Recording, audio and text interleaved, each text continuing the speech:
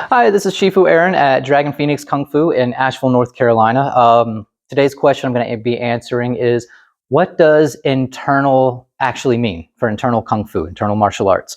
I kind of answered this a little bit in a previous video, but I'll go over it again so that this is, people looking for this will find it. So internal, we look at the internal martial arts, it means a few different things. From just a physical point of view, because we got to, internal martial arts, I got to tell you, there are a lot of people out there saying a whole lot of different things, and a lot of people are out there to boost their ego and make a lot of money.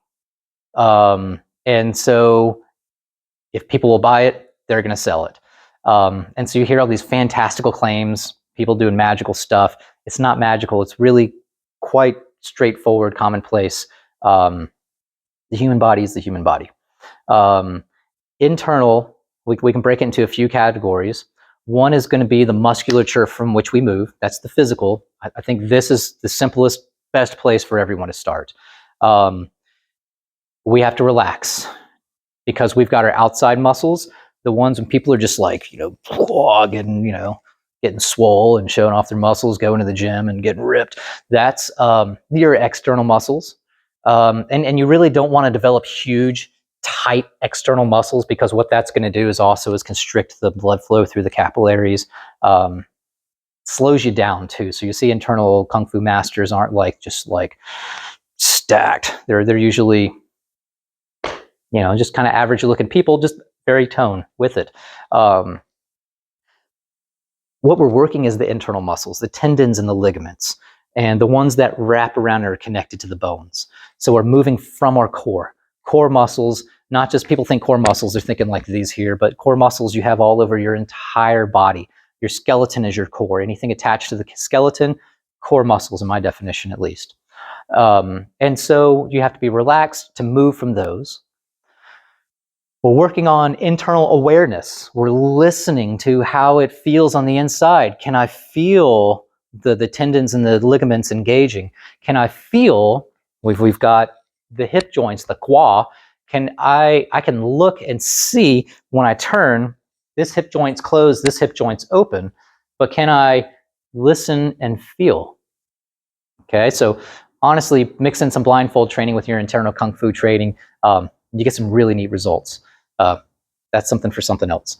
When we're stepping, one of the biggest things I see, and I know you can't see my feet, but students are working on footwork, getting their footwork just right, and they're looking at the ground, and you notice how this is bending my posture, bringing me forward, and I cannot see the person coming at me trying to knock my head off. So you got to keep your eyes up, body straight. You can't be looking at your feet, so you have to be looking with your feet. And so putting your mind into the whole body. So we're really expanding the mind internally. So that's where we've got the musculature, we've got the mind, and then we've got the chi, the magic chi, which isn't magic at all. Chi, the character for chi is the vapors coming off a bowl of rice. And so it roughly translates to vapors. I like the translation life energy, because it's in everything. Everything living has got chi. You can hear people online be like, oh, that person has no chi. If they're alive, they have chi.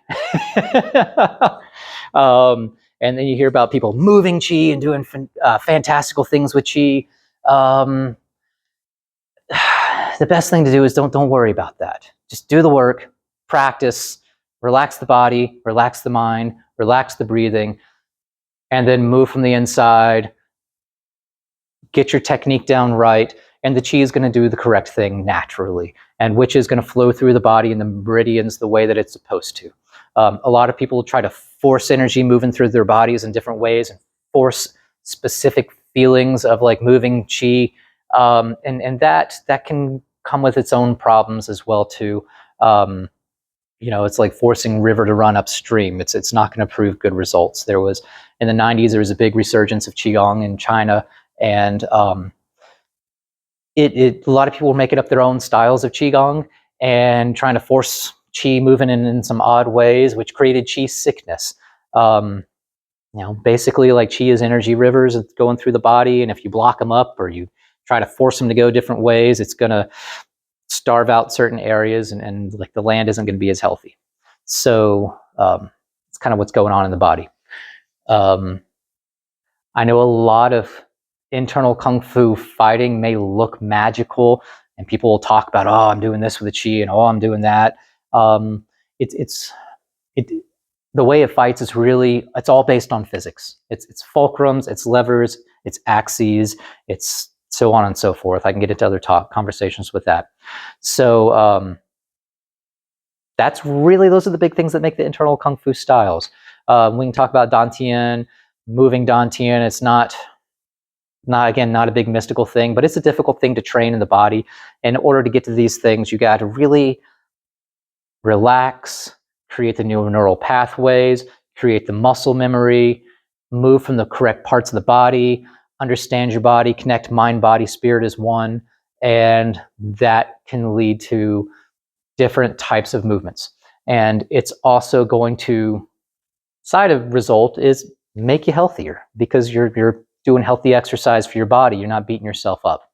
So this is also a reason why internal styles are greater if you wanted to get into martial arts later in life, or you've been doing martial arts and you're getting close to 40 and you're like, oh man, God, I love this stuff, but I can't keep doing this. This is like just destroying me. Go to internal styles. That's the secret to martial arts, longevity in martial arts. You can keep practicing all the way up into your 80s and still do all the kung fu that you love. So, all right, if you got any thoughts, questions, comments, feel free to drop it below, and I'll look forward to hearing what you have to say and get back to you.